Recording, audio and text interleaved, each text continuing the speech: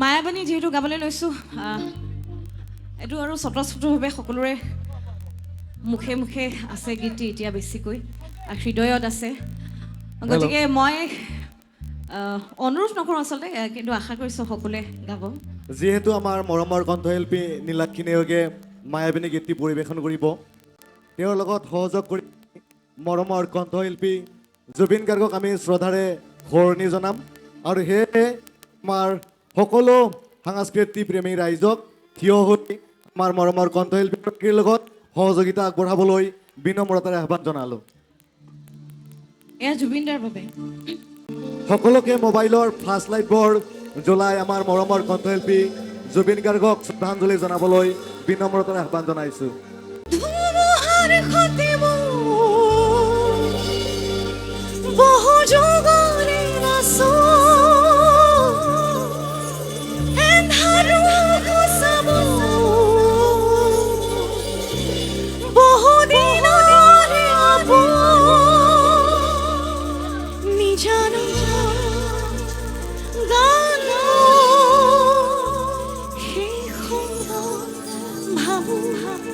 তোমাৰ বুকু